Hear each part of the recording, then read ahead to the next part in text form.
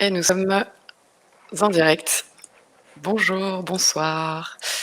Bienvenue à toutes et tous au live meeting de 17h10, donc organisé par lita.co. Donc je vous laisse vous connecter tranquillement. N'hésitez pas à écrire dans le chat, donc en bas à droite de l'outil, pour vous présenter, nous dire bonsoir, nous dire d'où vous venez et comment vous avez connu l'existence de l'événement, si vous êtes client de 17h10 ou non, parce qu'on a le plaisir du coup ce soir d'accueillir Caroline, cofondatrice et directrice générale de la marque 17h10. Merci d'être avec nous, Caroline. Merci de me recevoir. Donc c'est un plaisir de tous vous retrouver. Alors pour ceux qui me connaissent pas, je m'appelle Émilie Brosseau, donc je suis chargée, donc chef de projet en levée de fonds chez lita.co et je suis aussi conseillère d'investissement responsable. Et je suis, j'ai le plaisir d'accompagner Caroline et 17h10 dans sa première augmentation de capital, donc sur lita.co. Pour ceux qui ne connaissent pas lita.co, donc voilà, on est une plateforme d'investissement. On permet justement aux entreprises et aux structures de l'impact qui changent vraiment l'économie d'aujourd'hui et de demain à se faire financer. Donc voilà, c'est le cas de 17h10 aujourd'hui. C'est pour ça que vous êtes avec nous. Donc bienvenue, ceux qui viennent d'arriver. N'hésitez pas à nous dire coucou dans le chat en bas à droite. Voilà, donc l'idée de ce live, c'est d'avoir une petite présentation. Après, je te passerai le micro, Caroline, pour nous présenter du coup 17h10, l'activité, l'impact et aussi les objectifs de la levée de fonds. Donc, on pourra voir aussi les conditions un peu plus spécifiques de la levée de fonds qui est en cours sur l'ITA. Donc là, actuellement, l'ITA, 17h10 est en pré-collecte sur lita.co.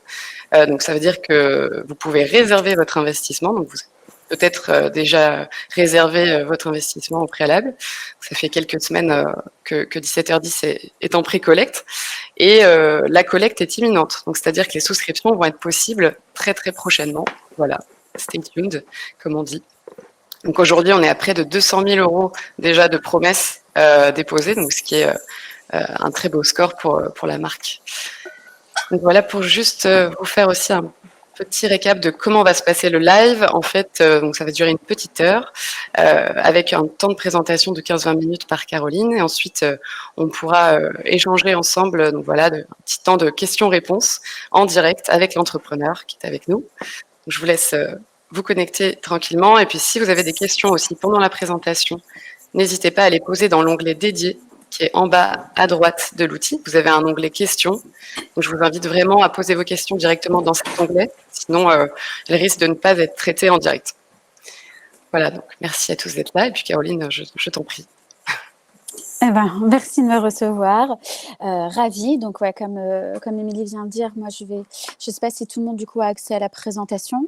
Je clique dessus. Oui, n'hésitez pas à nous confirmer dans le chat si vous nous voyez bien, vous nous entendez bien et que vous voyez bien la présentation. Voilà, n'hésitez pas.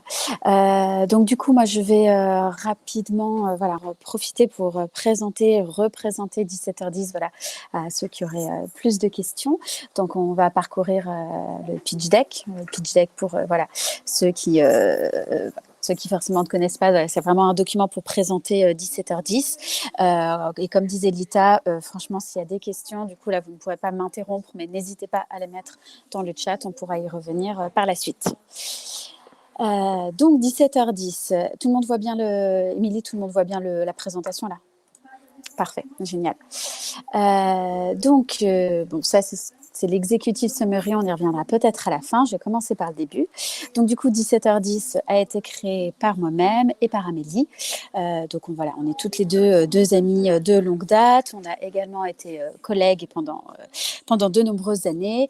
Et s'il y a un point à dire sur nous, c'est qu'on peut se dire qu'on est quand même des expertes des marques. On a toutes les deux travaillé dans des grandes agences de publicité pendant plusieurs années, presque 10 ans. Amélie comme planeuse stratégique et moi plus comme directrice de clientèle.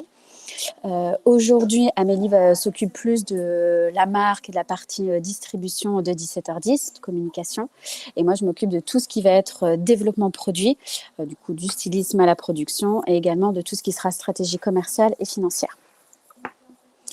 La marque est évidemment aujourd'hui soutenue par plusieurs réseaux d'experts. Nous sommes à la caserne, on a fait un passage par Station F, on est également lauréate du réseau Entreprendre et voilà. Et aujourd'hui, la BP est un de nos partenaires financiers principaux.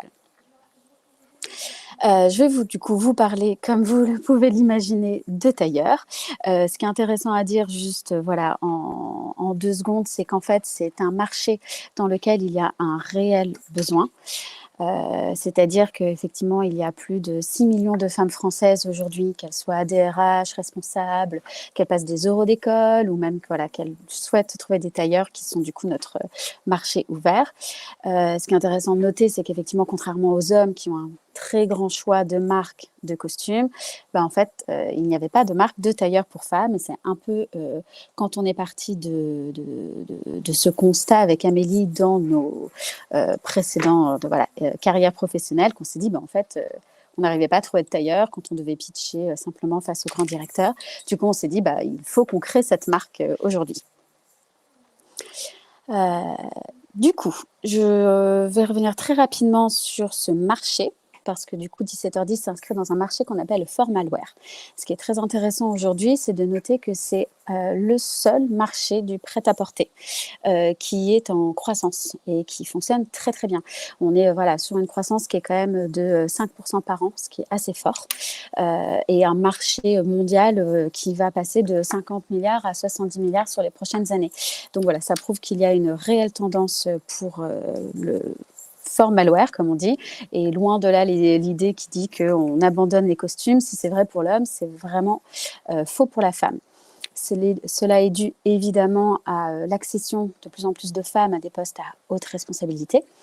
Voilà, ça je ne l'apprends à personne. Et également, on peut se le dire, le tailleur est depuis quelques années redevenu complètement sur la scène. C'est effectivement une pièce qui va marquer l'empowerment féminin et que l'on retrouve un peu partout, de Beyoncé à évidemment toutes les grandes politiciennes. Très rapidement, un petit mapping pour un peu positionner 17h10. Ce qui est intéressant aujourd'hui, c'est que nous, on propose, on va dire, le meilleur rapport qualité-prix du marché, où effectivement, nous, on va travailler un produit de très haute qualité, des finitions luxe, des tissus qui sont luxe. On emprunte les plus beaux tissus des drapiers italiens, au même vestiaire que l'homme, sauf qu'aujourd'hui, on arrive à avoir un prix de marché très intéressant et très concurrentiel. Et surtout, on est la seule marque avec un vrai positionnement éthique sur le secteur du tailleur. Ce beau mapping, c'est aussi également pour dire qu'aujourd'hui, en fait, on récupère des clientes qui vont être déçues de marques comme Paul & Joe, Paul Smith, qui se rendent compte que acheter un tailleur 600 € quand c'est en viscose, c'est un peu dommage. Et du coup, qui vont en fait finalement revenir, nous découvrir et venir chez nous. Nos clientes, donc je vois qu'il y en a beaucoup qui sont connectées parmi nous également. Cette slide, c'est ce qu'on appelle des personas dans la communication. Donc la persona, c'est on va dire des personnalités types. Et nous, ce qui est génial, c'est que ces personnalités types, en fait, on les voit, on les voit, et certaines sont même parmi nous. C'est-à-dire que nous, on va avoir une typologie, on va dire du coup de 3 types de personas en termes de clientes. La jeune étudiante qui commence en fait le marché du travail, qui rentre au marché du travail et qui va avoir besoin d'un tailleur, soit pour ses euros d'école, soit pour ses premiers entretiens, soit pour son premier job. On a vraiment la trentenaire, souvent, on a beaucoup d'avocates dans nos clientes, donc de femmes qui ont besoin de tailleurs dans leur quotidien. Et enfin, on va avoir des femmes de plus de 50 ans, soit de grandes directrices pour qui le tailleur est un uniforme quotidien, soit de femmes qui vont en avoir besoin, on va dire, plus pour des cérémonies. Typiquement, on pourra y revenir, on vend énormément de tailleurs sur toute la période justement de mariage et de cérémonies. Notre offre, donc Je pense que la plupart des personnes qui sont ici la connaissent, mais je redis.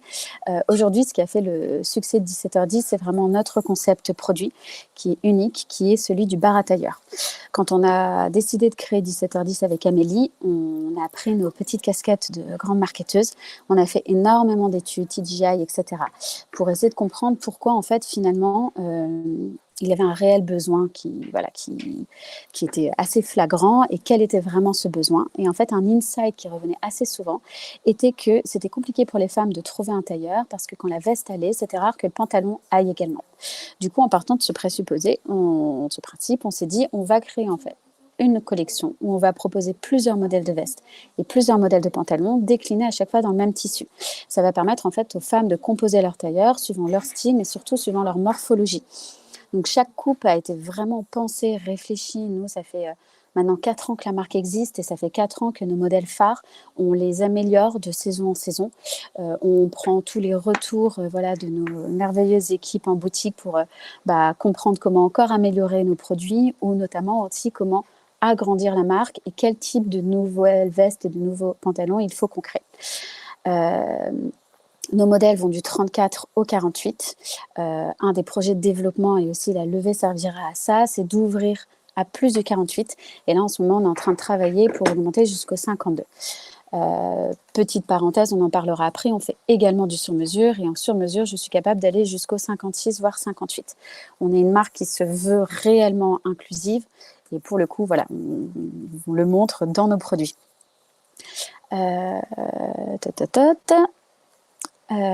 Petite image pour donner un peu un aperçu de ce que veut dire ce bar à tailleur et des différentes compositions que l'on peut faire. Mais on ne s'arrête pas qu'au tailleur. Vous le verrez, je reviendrai plus précisément sur la vision et l'ambition de 17h10. Si aujourd'hui le tailleur est le gros de notre offre, on veut proposer vraiment un vrai power dressing et sortir du tailleur pour proposer également des robes, des combinaisons, compléter les looks tailleurs par des t-shirts, des tops, des accessoires, etc. Ça nous permettra de toucher une nouvelle cible parce qu'on sait qu'on a une clientèle aussi qui est intéressée par d'autres produits que le tailleur, qui n'en mettent pas forcément, mais qui portent les mêmes valeurs que nous d'empowerment et de ce power dressing. Donc voilà, on a envie de leur offrir encore plus de produits que ce qu'on offre aujourd'hui. Ça permet également de jouer un prix d'appel plus attractif et qui sera notamment essentiel dans notre stratégie d'acquisition digitale. Et enfin, évidemment, ça permet de générer ce qu'on appelle le cross-selling, les ventes complémentaires et du coup d'augmenter notre panier moyen. Si je résume, du coup, les points forts de 17h10, des matières nobles et naturelles, une coupe pour les différentes morphologies, un sens du détail et du savoir-faire. On va vraiment, nous, on aime bien dire qu'on reprend ce que l'on appelle l'art sartorial. On va vraiment prendre l'art du costume, comme chez les hommes, pour le transmettre à la femme. Et enfin, on est une marque 100% éco-responsable dans nos valeurs et dans tout ce que l'on essaye de faire, du coup, pour y arriver. Du coup, petit point sur cet aspect très important de 17h10, qu'il est vraiment depuis la création de la marque. Quand on a décidé de créer 17h10 en 2018 avec Amélie, on s'est dit c'est évident qu'on crée une marque qui doit être pleine de valeurs, c'est évident qu'on doit créer une marque qui doit être le plus propre possible pour la société. Donc cette petite boussole vraiment éco-responsable nous anime depuis le début. On peut dire que nous, on travaille cet aspect éco-responsable sur toute la chaîne de valeur, en commençant du coup par nos matières, par notre sourcing. On ne travaille qu'avec des matières qui sont naturelles ou certifiées, ou sinon des matières qu'on dit upcyclées, c'est-à-dire qu'on va récupérer des stocks dormants de grandes maisons de luxe, pour créer nos collections. Aujourd'hui, on veut même aller encore plus loin. On va pousser la traçabilité et le monitoring d'impact sur chacun de nos modèles et chacune de nos matières. Notre fabrication est également éco-responsable. On travaille un circuit de production très court, c'est-à-dire que l'on va privilégier parfois des fournisseurs. On va privilégier les usines et les fournisseurs qui sont dans le même pays. Éviter que nos tailleurs traversent la planète entière. Si notre usine est au Portugal, on va favoriser des fournisseurs de tissus au Portugal. On a également une production à la demande, c'est-à-dire qu'on évite les énormes productions biannuelles. On fait plus de petites productions, ce qui nous permet de mieux gérer nos stocks et voilà, d'avoir le moins de déchets possible. Et évidemment, toutes nos usines sont certifiées et ont toutes justement aussi cet objectif zéro déchet et de recyclage en interne. On pourra y revenir si besoin. Enfin, un point qui pour moi est aussi intéressant quand je parlais vraiment de cette éco-conception de nos produits, on s'installe directement, on veut défier un peu cette fast fashion.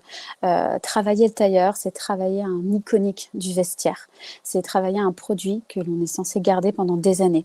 Donc nous, on travaille sur la durabilité de nos produits, mais également, on va dire, leur côté intemporel.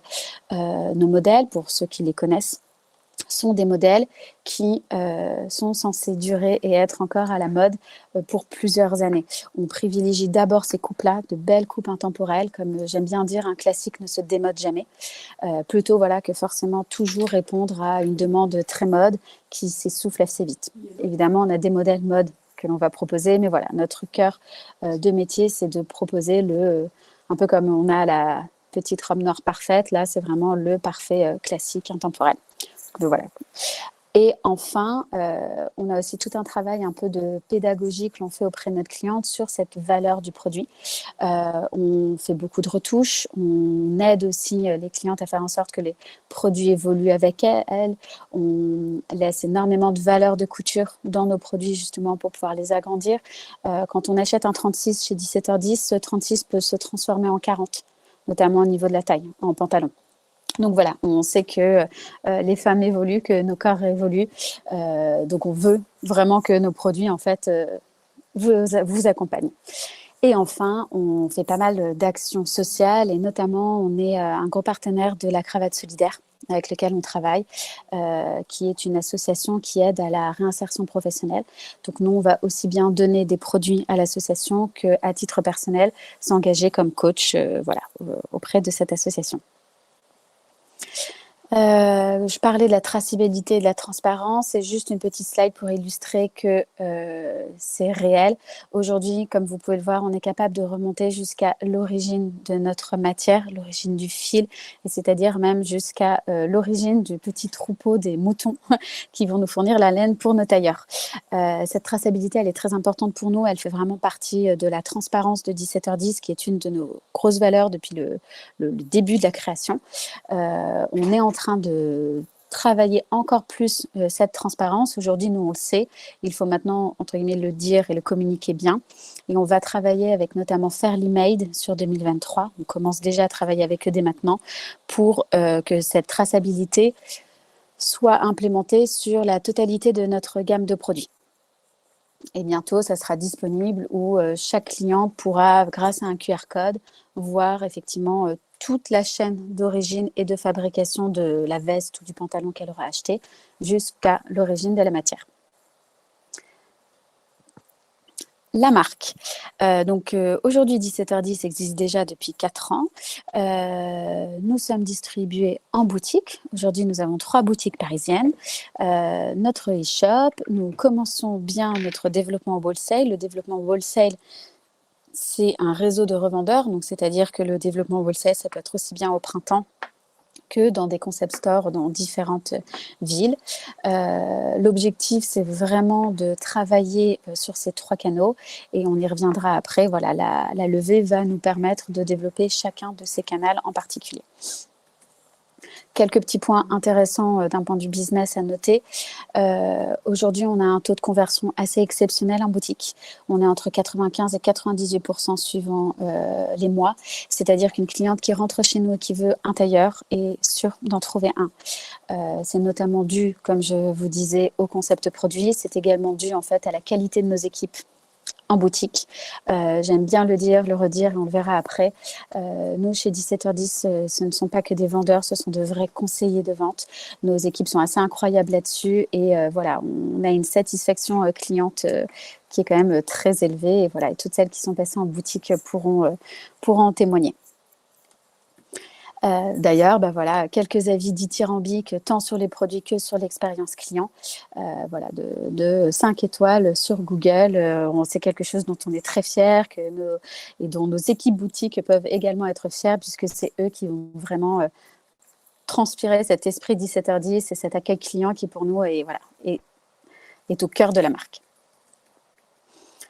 On peut dire qu'on est déjà une marque forte pour seulement 4 ans d'existence. Grâce à nos ambassadrices, on est porté par de nombreuses journalistes sur de nombreuses chaînes et on a déjà eu pas mal de grands titres de mode qui parlaient de nous.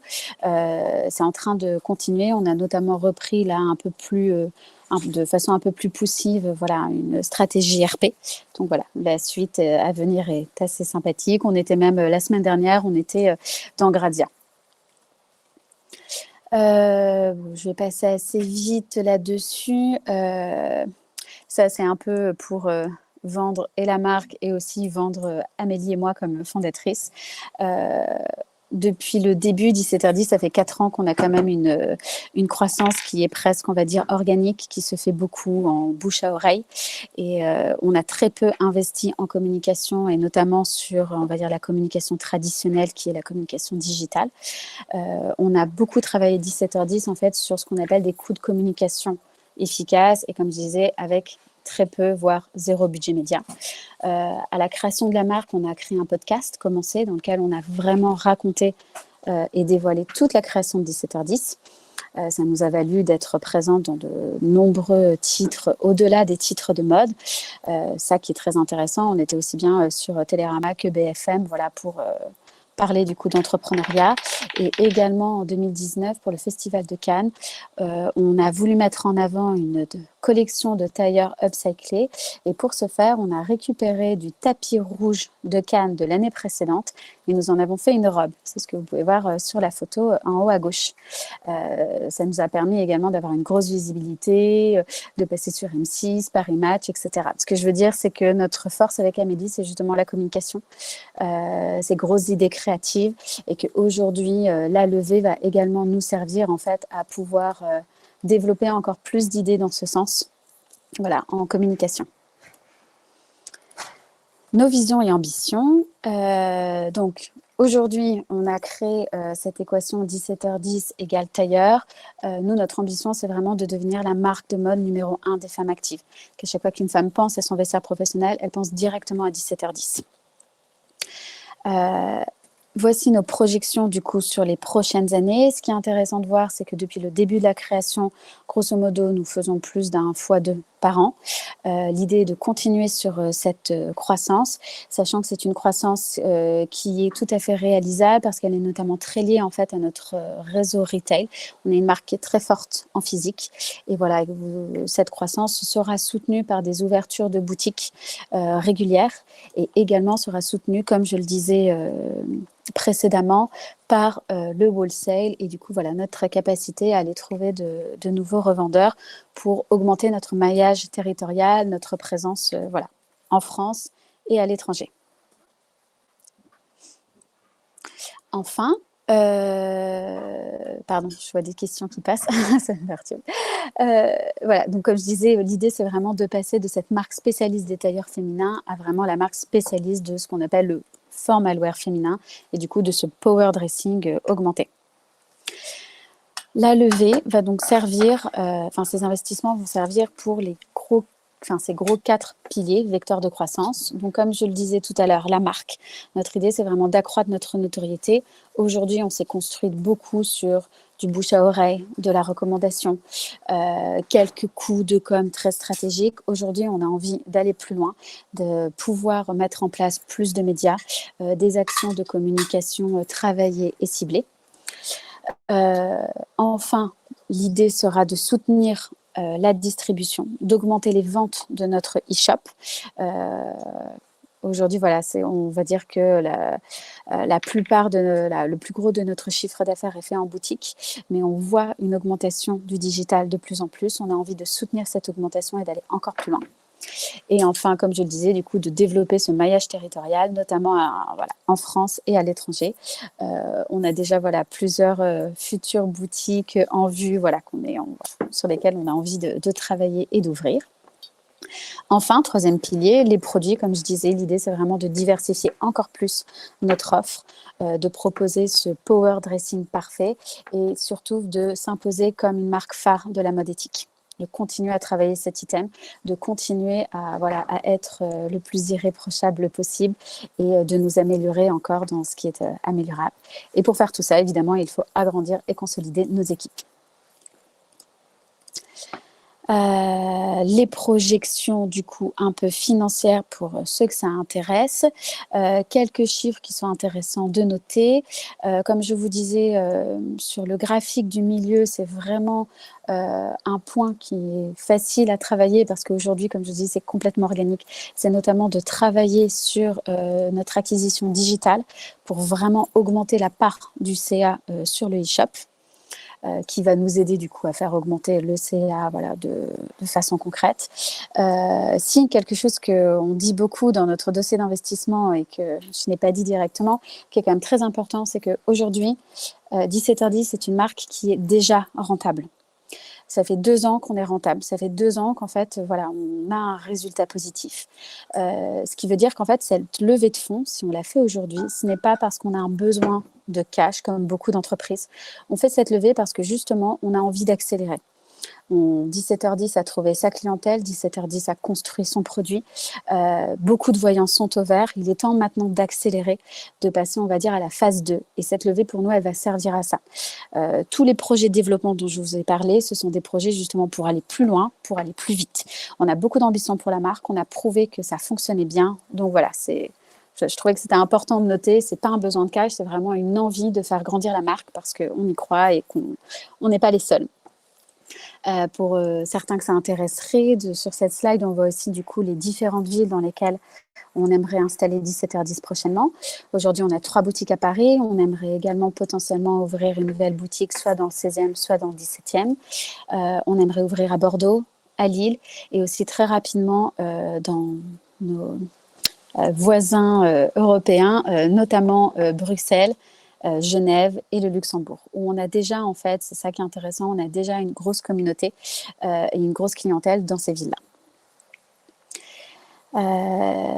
Et voilà, grosso modo, pour résumer, du coup, 17h10 en 2027, on prévoit du coup un CA de 15 millions. On reste du coup sur cet EBITDA positif comme on l'a depuis 2 ans, qui est très important pour nous. C'est vraiment de construire une entreprise rentable à terme. On n'est pas là pour brûler du cash et se faire revendre dans 2 ans. On est vraiment là pour construire une belle histoire et pour créer une marque qui va continuer et durer. On a du coup projeté d'ouvrir entre 9 et 10 boutiques à horizon 2027, d'être présent chez plus de 320 revendeurs. Et du coup, voilà, aujourd'hui, on est en train de chercher 800 000 euros, donc 400 000 via l'ITA et le reste, du coup, ce qu'on appelle voilà, en prêt bancaire, notamment avec la BPI qui va nous soutenir pour cette aventure. Et voilà, je crois que je suis restée dans les temps. Yes, parfait. Timing parfait. Merci beaucoup, Caroline. C'était très complet, très intéressant. Je pense qu'il y a déjà pas mal de questions, mais ça va encore fuser, donc n'hésitez pas vraiment. Il n'y a aucune question bête. N'hésitez pas dans l'onglet dédié. Merci beaucoup. Ben, moi, j'en profite peut-être, et après on passera du coup au temps d'échange avec les participants. C'est pour rappeler les raisons, en fait, les raisons pour investir qui ont été identifiées justement par Lita.co. Donc les facteurs clés de succès et ce pourquoi on vous recommande d'investir dans cette entreprise. Donc d'abord, et bon, Caroline, tu en as beaucoup parlé, et c'est vrai que nous, cela nous conforte, c'est que vous avez un positionnement d'expert, donc de par votre entreprise, mais aussi par l'expertise que vous deux, vous avez toutes les deux, toi et Amélie, en tant que cofondatrice et dirigeante. Vous avez une vraie expertise en communication, en stratégie de développement de marque de luxe, de direction clientèle. Enfin voilà, vous avez une vraie expertise là-dessus et aussi avec une répartition des rôles qui est équilibrée et cohérente avec votre objectif et pour mener à bien votre impact aussi. Et puis vous vous positionnez sur ce marché et vous êtes le seul acteur éthique, il me semble, sur ce marché, donc du dressing professionnel féminin, qui, comme tu le disais, est en forte croissance, donc avec plus 4,9% par an à horizon 2027, donc au niveau global. Deuxième raison, c'est aussi que, comme je disais, donc il y a un marché qui est aussi adressable et considérable. on a 6 millions de femmes actives en France qui ne sont pas satisfaites par l'offre proposée actuellement donc sur ce marché. Troisième point aussi très important, c'est que le modèle économique a permis d'atteindre la rentabilité dès l'année 3. Donc vous êtes déjà rentable et le modèle économique vous a permis aussi de conserver une structure de fonds positif sans avoir recours à une augmentation de capital. Donc ça, c'est aussi un point très important, c'est que c'est la première augmentation de capital de 17h10. Et qu'aujourd'hui, 17h10 a la trésorerie suffisante pour, comme tu le disais à la fin, rester comme ça. Voilà, vous n'avez pas besoin de nous si c'est pour rester juste sur ce même marché. Mais là, vous avez vraiment cet objectif de vous développer, d'accélérer en tout cas. Quatrième point important aussi, c'est que vous avez une clientèle qui est identifiée, qui est prescriptrice et fidèle, notamment avec le taux de réachat dont tu parlais, de 25%, et qui est porté par un réseau d'ambassadrices médiatiques. Autre point, c'est aussi le développement que vous avez qui est facilement exportable et scalable, comme on dit, au niveau international, et qui est aussi soutenu par des experts du secteur. Ça, c'est indispensable. Et donc voilà, ça, c'est vraiment les raisons qu'on a identifiées, pour lesquelles on recommande d'investir dans 17h10. Et moi d'ailleurs, à titre personnel, ayant aussi accompagné les marques Patine, par exemple, qui a été un franc succès sur notre plateforme, je ne peux que les comparer même si vous n'avez pas exactement le même positionnement, mais deux entreprises rentables qui s'autofinancent et qui veulent conquérir justement le marché de la mode durable engagée. Donc voilà. Pour celles et ceux qui connaissaient Patine, on est sur des mêmes situations, des mêmes santé financières, des mêmes structures très solides, avec une image de marque très forte, très engagée, et aussi avec un entrepreneuriat qui est féminin et qu'il faut mettre en avant aujourd'hui. Donc je vous propose Caroline, si ça te va aussi, qu'on passe aux questions-réponses. Ouais, plein de questions intéressantes. Plein de questions. Je te propose peut-être de faire dans l'ordre d'arrivée, ou tu en vois déjà une qui te... Non, dans l'ordre d'arrivée, c'est par le haut ou par le bas? C'est en bas. Alors du coup, on a une question de Marine. Peut-on avoir les basiques KPI du PNL avec le CA 2021-2022, nombre de commandes sur la même période, la marge brute en pourcentage, la marge nette, et une idée des dépenses marketing mensuelles? Alors, juste avant que tu répondes, je précise que l'ITA réalise et fournit un dossier d'analyse qui va détailler en fait l'analyse financière et extra-financière qu'on a réalisée sur 17h10 et qui vous détaillera en détail, en profondeur tous ces KPI. Il vous sera communiqué et envoyé dès ce soir après le live. Je t'en prie, Caroline. Oui, et si jamais je peux juste donner les derniers chiffres du coup de 2021-2022. On a fait en CA en 2021-2022, on est à 850K hors taxe. On a un taux de marge brute qui aujourd'hui est à 60%. Et du coup, en marge nette, grosso modo, on a un EBITDA à 6%. Voilà, sur cette année. La répartition des dépenses marketing mensuelles, alors elle est justement, comme je dis, en train de changer. Par le passé, le gros de notre investissement a été le SEO. Aujourd'hui, qui a très très bien fonctionné. Aujourd'hui, on est en train de diversifier et notamment de rajouter tout ce qui va être Facebook Ads. On travaille avec une nouvelle agence depuis juillet et les résultats sont prometteurs puisque pour le moment, nous doublons notre CA chaque mois sur la partie digitale. Merci beaucoup. Je profite. J'ai vu que Marine aussi avait posé une seconde question. À hauteur de combien vous soutiendra la BPI et que feriez-vous si vous n'obtenez pas la somme voulue, tant sur l'ITA que du côté des prêts bancaires? Alors, comme je le disais, cette levée, c'est un accélérateur. Donc, c'est-à-dire qu'on accélérera du montant que l'on recevra. Vraiment, ça dépend. Si on ne réussit pas la levée, l'entreprise n'est absolument pas en péril. On a priorisé, et nous, on a une liste de sujets. On sait quels sont nos piliers de développement stratégique, les principaux. Et donc, voilà. Il y a certains projets qu'on fera peut-être pas, tout simplement. Mais ça ne changera pas grand-chose à l'avenir de 17h10. Enfin, ce que je veux dire, Si, ça va changer énormément, pardon, à l'avenir de 17h10, mais ça ne met pas du tout l'entreprise en En défaut. défaut. Mmh. Merci pour vos questions, Marine. N'hésitez pas si vous en avez d'autres et aussi si vous souhaitez monter sur scène, donc vous pouvez aussi me le dire dans le chat et je pourrais vous inviter pour échanger en direct. Alors du coup, on a aussi une question au sujet de, justement de l'approvisionnement des matières premières. Donc première question d'Océane: pourquoi avoir choisi le Portugal et non la France pour les matières premières et pour la fabrication? Alors, très bonne question. On a commencé par chercher en France.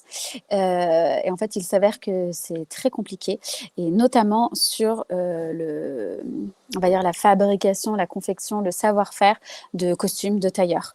Il y a très, très peu d'usines en France. Honnêtement, il n'y a que 2 usines qui font vraiment du tailleur comme nous, on l'entendait. Et ce sont des usines ultra luxe, puisque ce sont celles de Chanel et de Dior. Donc, on ne pouvait pas proposer une marque aussi démocratique que ce que l'on voulait faire si on était passé par ces usines.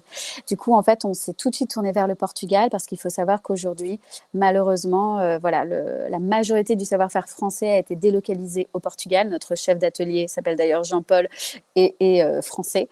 Donc voilà, finalement, d'où le Portugal. C'est aussi...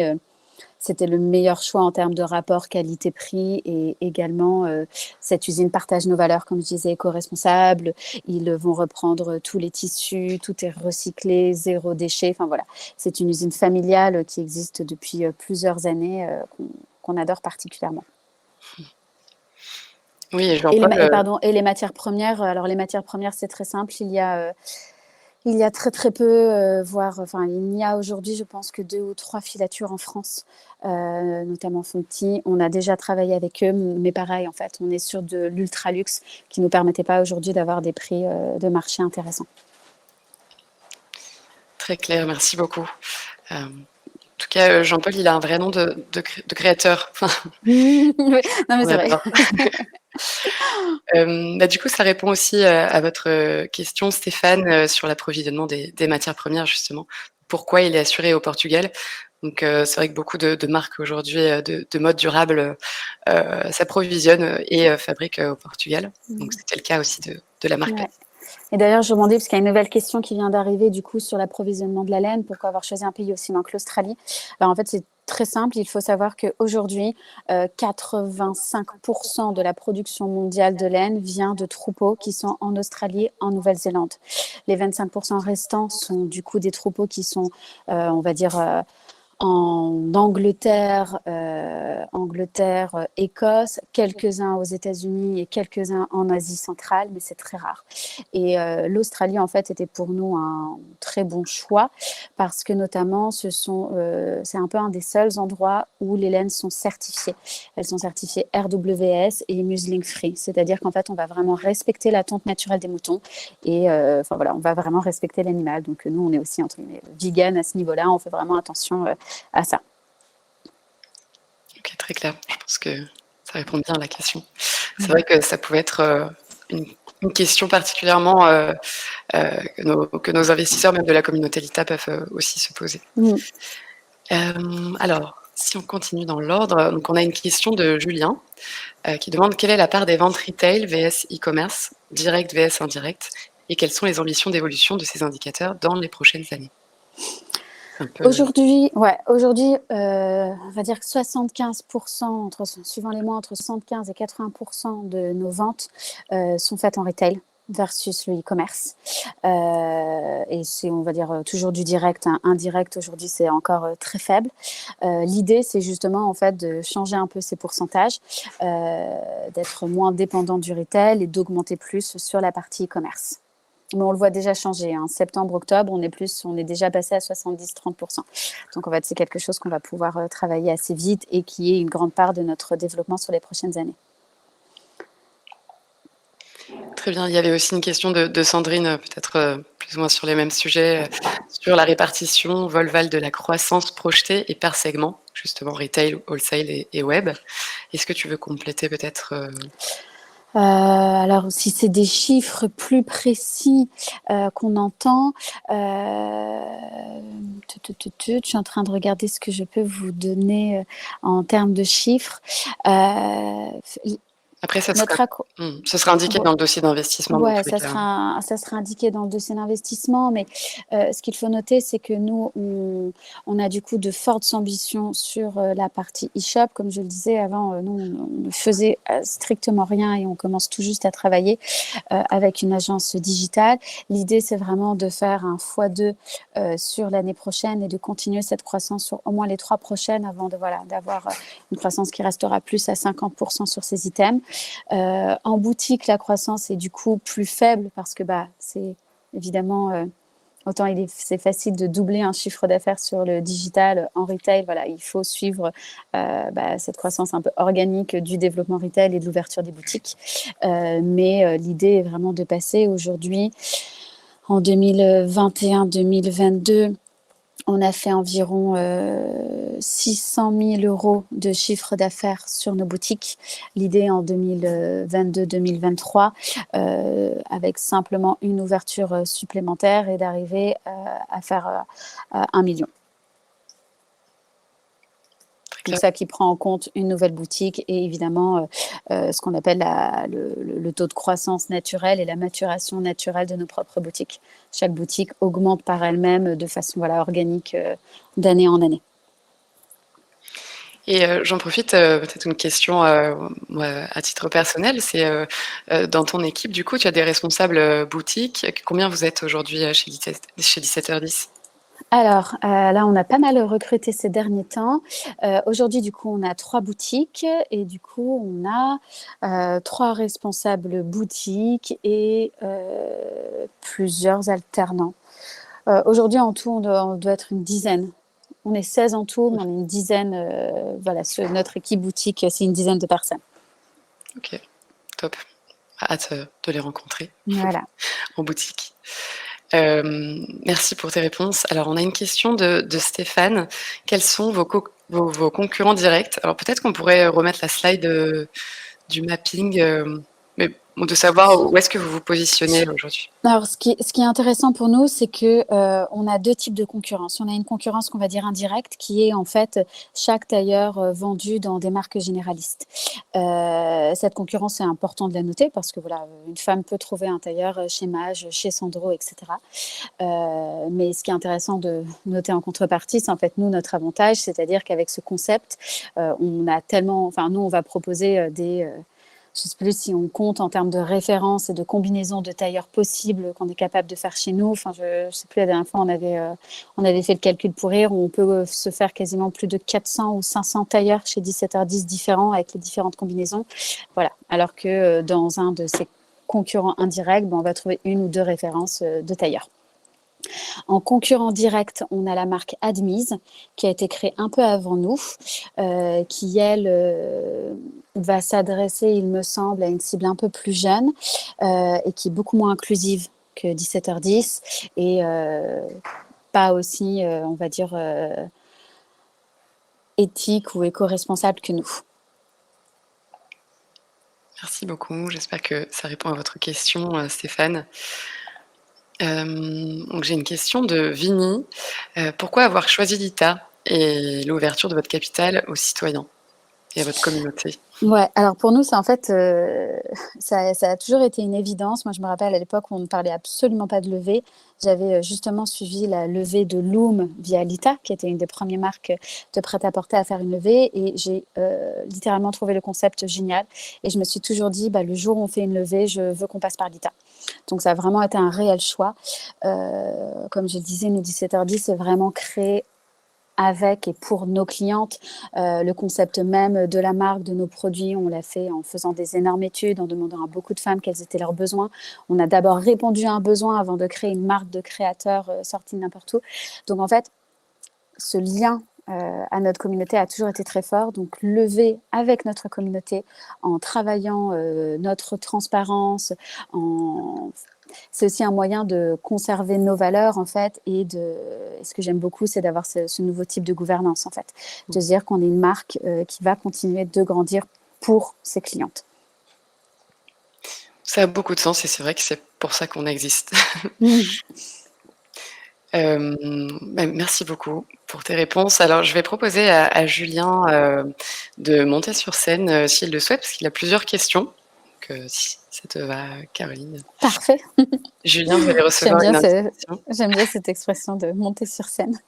Oui, c'est un peu particulier maintenant qu'on se voit plus trop en live, enfin en physique, puisque maintenant on dit aussi live pour les lives. Bon, Julien, vous n'êtes pas du tout obligé, mais ça peut être un plaisir de vous avoir sur scène.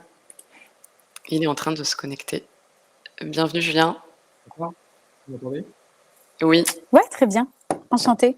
Enchanté également. Oui, c'est vrai que je suis un peu curieux, j'ai pas mal de questions. C'est vrai.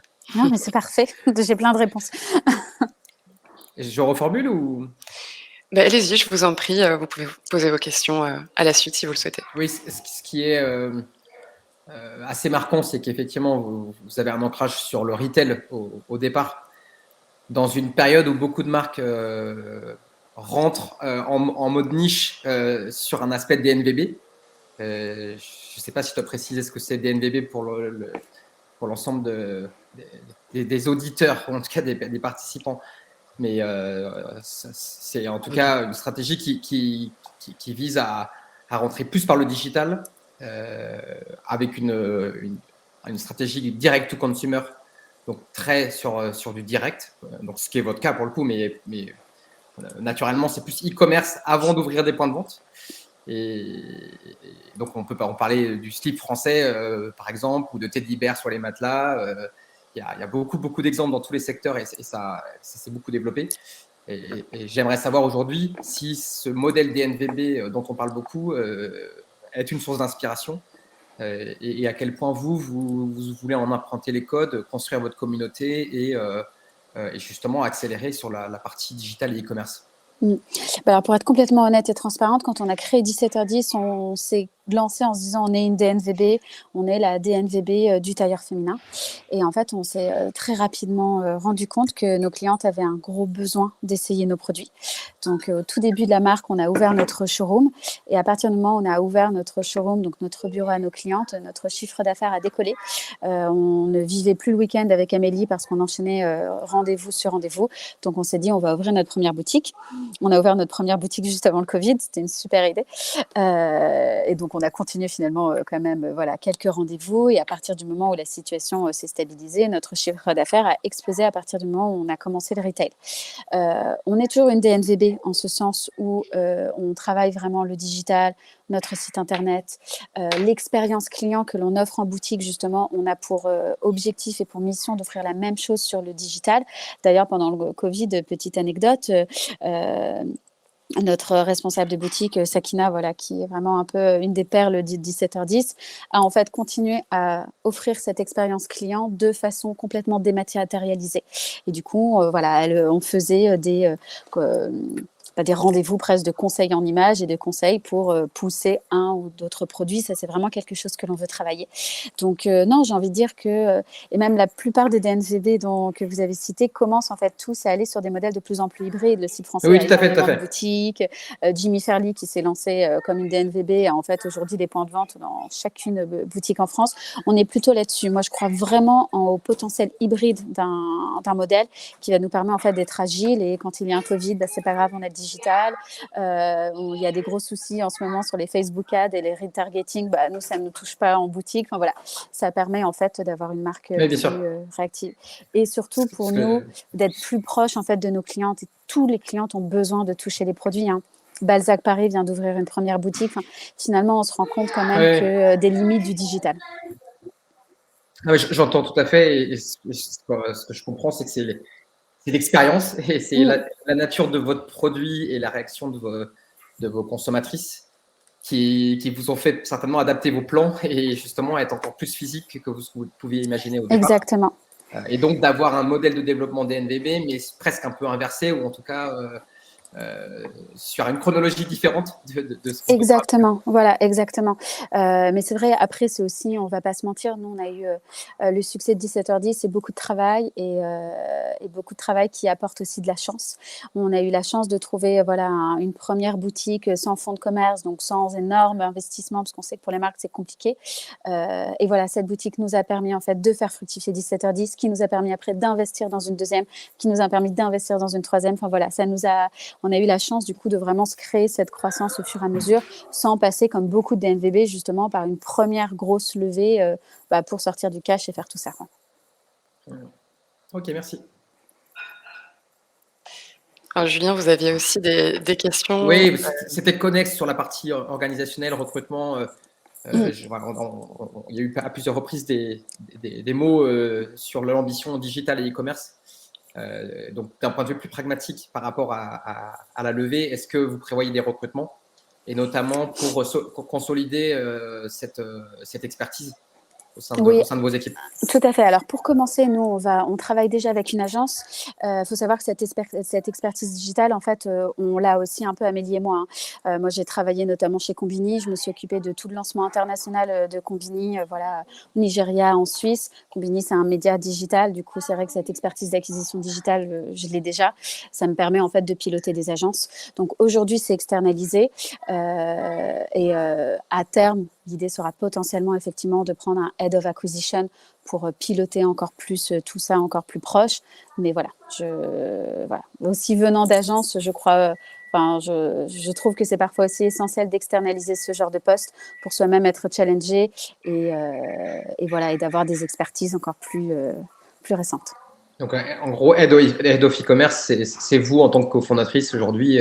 Il n'y a pas cette nécessité d'avoir dans l'immédiat, un expert dédié. Okay. Exactement. Dans notre plan de recrutement, évidemment, à horizon 4-5 ans, on en aura un.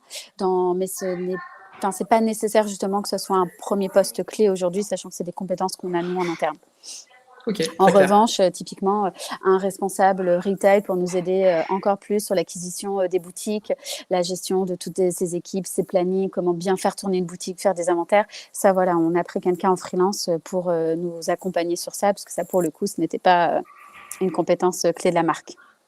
Et pourtant, c'est ce qui fonctionne très, très bien. Comme quoi. Yes. Merci beaucoup. Merci Julien pour vos questions. On se retrouve dans le chat. Yes, merci. Merci, au revoir. Merci Caroline. Alors, il nous reste quelques minutes pour ce live. Donc, je vois qu'il y a encore des questions. Je vais peut-être rapidement synthétiser les conditions d'investissement de la levée de fonds qui est en cours. Donc, pour rappel, je rassure les retardataires qu'il y aura un replay du live qui sera disponible sur la page de la levée de fonds sur lita.co dans l'onglet Opérations. Et aussi, vous aurez ce soir le dossier d'investissement qui résume l'analyse financière et extra-financière de 17h10, qui vous aideront à vous appuyer aussi dans votre décision d'investissement. Donc voilà, pour rappel, vous pouvez investir en actions dans 17h10, donc vous devenez actionnaire via une holding d'investissement qui est créée par l'ITA, donc qui est représentée par l'ITA, mais vous devenez actionnaire de 17h10 via ce véhicule financier. Et donc voilà, là l'objectif de la levée, c'est maximum 600 000 € via lita.co. Vous avez une éligibilité à la réduction d'impôt sur le revenu 2022 de 25% du montant que vous allez investir. Donc ça, pour toute question à ce sujet-là et pour les détails de la fiscalité, vous pouvez prendre un rendez-vous avec moi-même, avec mes collègues qui sont conseillers et qui pourront vous accompagner au mieux dans votre démarche. Aussi, l'investissement est aussi éligible via les dispositifs PEA et PEA-PME, donc les plans épargne-action. Ça aussi, on pourra en venir plus en détail lors de rendez-vous d'entretien. Donc voilà, n'hésitez pas, c'est sur le site internet, vous cliquez sur l'onglet « Prendre rendez-vous avec un conseiller ». Donc voilà, donc cet investissement en action, il y a un horizon de sortie à 5 ans. Donc c'est-à-dire que vous investissez, que vous placez votre épargne pendant 5 ans, et à partir de ces 5 ans, en fait, 17h10 pourra proposer des scénarios de sortie donc qui pourront être aussi détaillés dans le dossier d'investissement, mais qui généralement sont soit le rachat par les fondatrices ou les dirigeants des actions, soit par une nouvelle levée de fonds ou le rachat par un acteur du secteur, mais ce n'est pas le scénario qui est souhaité en l'occurrence. Caroline, tu voulais ajouter quelque chose Non, c'est très clair. Horizon 4-5 ans, hein. Pas aussi lointain que 5 ans, je pense. Horizon 4-5 ans, voilà, avec une plus-value potentielle donc au bout de cette période-là. En plus, si on voit votre business plan et vos chiffres prévisionnels, voilà, on a quand même un gros potentiel de croissance. Par contre, voilà, l'investissement n'est pas sans risque. Nous, on est là chez Lita pour vous accompagner aussi dans savoir quelle enveloppe investir, de quelle manière, quel est le mieux pour vous en fonction de votre situation et votre souhait de contribuer à ce projet et à l'accélération de cette marque. Voilà tout. Donc, pour rappel, le passage en collecte, donc les souscriptions vont être ouvertes ce soir ou demain matin, donc pour être précise. Donc, restez connectés. Vous recevrez un mail top départ si vous avez réservé une intention d'investir. Donc, je vous invite à vous rendre, si vous avez envie de le faire, bien sûr, sur la page de la levée de fonds pour réserver votre investissement, pour être sûr de garantir votre place au capital de l'entreprise au moment où la collecte ouvrira. Donc, pour rappel, ça va être une collecte qui est de fin d'année, donc assez express. La clôture est prévue autour du 20 décembre. Donc, ne tardez pas, si vous avez des questions, à prendre rendez-vous avec nous. Et puis voilà. J'enchaîne avec les dernières questions peut-être. On a encore 5 minutes. Il y avait une question qui a reçu beaucoup de votes. C'est celle de Delphine. Simple curiosité, d'où vient le nom 17h10 ? Oui, c'était l'histoire du nom a été un grand moment dans l'histoire des 17h10. D'ailleurs, pour tous ceux qui n'ont pas écouté le podcast, je vous invite à écouter notre podcast Commencer qui retrace vraiment toute la création de la marque et dans lequel on a vraiment en fait dévoilé les coulisses de l'entrepreneuriat. Et en fait, donc du coup, ce nom, nous l'avons trouvé grâce à un spécialiste naming qui se fait appeler onomaturge, j'adore ce nom, qui du coup nous a aidé en fait à trouver plusieurs noms. Et avec Amélie, on a toutes les deux eu un peu un coup de cœur sur un horaire qu'il avait proposé. On aimait le concept d'avoir justement ce petit créneau horaire dans l'agenda avec nos clientes. Et après, on a réfléchi toutes les deux à quel était l'horaire le plus significatif. On aimait bien 17h10 parce qu'on est en fin d'après-midi. On est un peu à ce moment où nos clientes sont un peu entre ces deux journées, la journée de travail et justement le soir. Et nous, on aime bien dire que nos produits, on peut les mettre effectivement au bureau, mais le soir, on enlève la veste, on a notre petit top en soie bien dessus, on peut directement aller à l'afterwork ou en soirée directement. Donc voilà, on aimait bien ce côté très versatile de 17h10. Et après, d'un point de vue, on va dire, très business, c'est un nom qui est original, qui s'exporte très bien à l'étranger, que les gens retiennent. Enfin voilà, ça cochait un peu toutes les cases. Et petite cerise sur le gâteau, si on projette 17h10 sur une horloge, les aiguilles, ça fait en fait le même signe que l'encoche d'une veste. Donc là, moi, j'ai pris la veste où notre doublure est ton sur ton, mais comme vous avez pu le voir sur les photos, on a vraiment cette petite encoche sur chacune de nos vestes qui est du coup notre signe de marque. Je ne sais pas si on en a une à proximité, on veut plus. T'as la verte ? Voilà, parce que j'avoue, c'est malin, j'ai pris notre seule veste où c'est ton sur ton. Mais en visio, vu que ça sert à ça, grosso modo, du coup, merci. Ça fait ça, sur toutes nos vestes. Donc voilà, on voit bien les petites aiguilles à 17h10.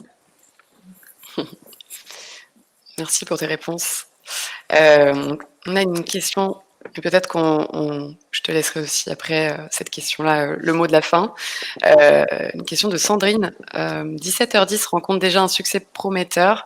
Aujourd'hui, quel est l'avantage compétitif principal de 17h10 selon vous et quels sont les risques principaux que vous imaginez dans le développement de 17h10 ?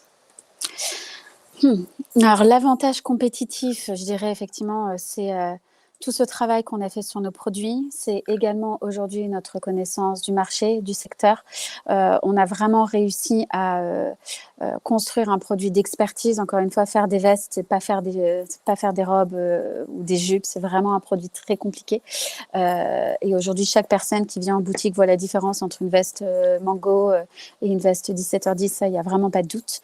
Donc, je pense qu'il est là le réel avantage compétitif.